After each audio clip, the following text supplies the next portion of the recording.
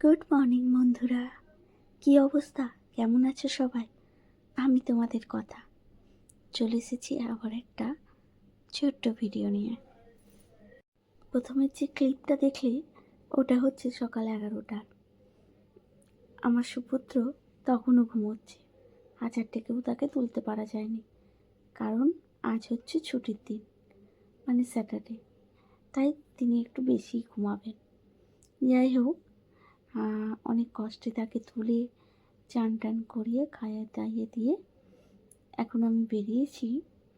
অনেক দিন পর আমি আজকে ডেটে যাচ্ছি। কি শুনে অবাক হচ্ছে তো যে আমি আবার কার সাথে ডেটে যাচ্ছি? আরে বাবা, বলবো, একটু তো সবুর করো। বহু পুরনো একজন বান্ধবী আছে। আমার তো খুব বেশি বন্ধু নেই, তার মধ্যেই সবেধন নীলমণি যা দু একজন আছে তার মধ্যে ইনি আর এক অনন্য বলতে পারো।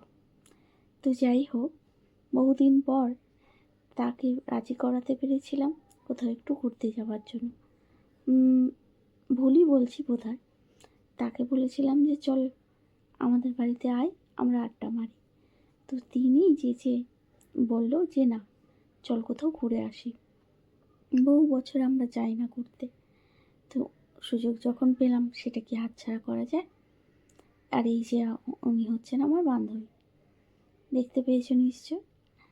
তো এবার যে লোকেশানটা এসেছি সেই লোকেশানটা নিয়ে বলি। এটা হচ্ছে শালকিয়ার বাধাঘাটের কাছে নতুন মন্দির বলেই পরিচিত। মন্দিরটা ভীষণ সুন্দর আর অনেকটা জায়গা জুড়ে। আর এই যে দেখতে পাচ্ছ শিব মূর্তিটা, ওটা হচ্ছে 51 ফুটের একটা শিব মূর্তি। এত সুন্দর জায়গাটা যে আমি তোমাদের ভাষায় বর্ণনা করতে পারবো না। শান্ত, স্নিগ্ধ, খুব বেশি ভিড় নেই।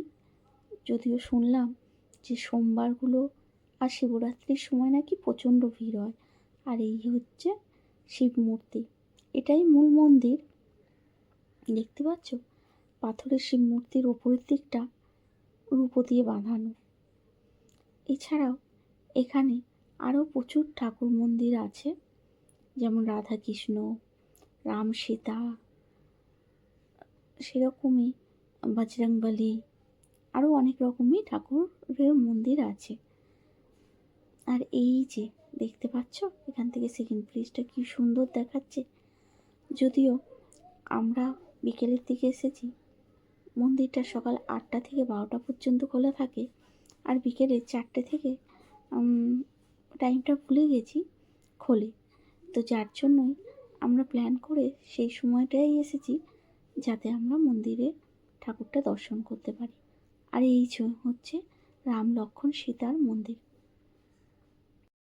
আমরা হাওড়ার আন্দুল থেকে যেহেতু গিয়েছিলাম, তাই আমরা ট্রেনে করে হাওড়া স্টেশনে নেমে তারপর থেকে টোটো ধরে এই মন্দিরে পৌঁছেছিলাম। ভাড়া নেয় 10 টাকা। যেহেতু প্রথমবার আমরা এসেছি, তাই আমাদের একটু ভুল হয়ে গিয়েছিল। আমরা ভুল স্টপেজে নেমে গিয়েছিলাম, তাই আমাদের 10 টাকার জায়গায় 25 টাকা খরচা হয়ে গিয়েছিল।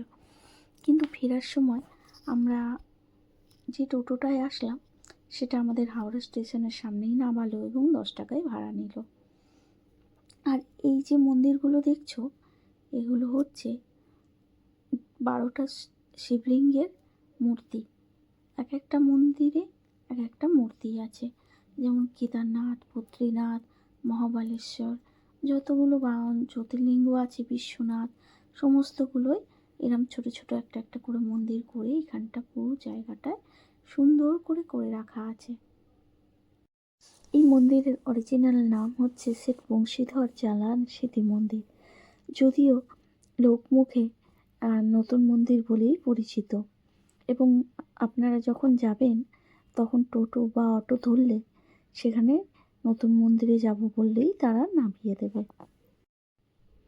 কেদারনাথ, বদ্রীনাথ কখনো যেতে পারবো কিনা জানি না, তাই ভাবলাম এখানে যখন তার একটা প্রতিরূপ বানানোই আছে, সেটাই না হয় ভালো করে দর্শন করি।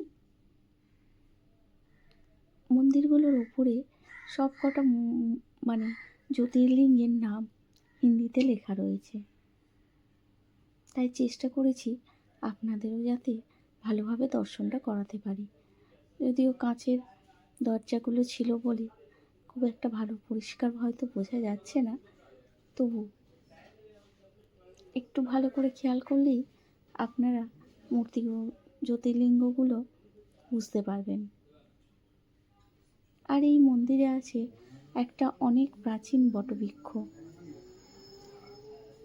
আর 51 ফুটের শিব মূর্তিটা তো ঢোকার সময় আপনাদের দেখালাম। এই মন্দিরের পেছন দিয়েই মা গঙ্গা বয়ে চলেছে, তাই বিকালবেলা এসে এই শান্ত সুন্দর স্নিগ্ধ পরিবেশে বসে থাকতেও ভীষণ ভালো লাগবে। এই যে দেখতে পাচ্ছেন আমাদের পেছনে পরপর 12টা মন্দির, কি অপরূপ লাগছে জায়গাটা।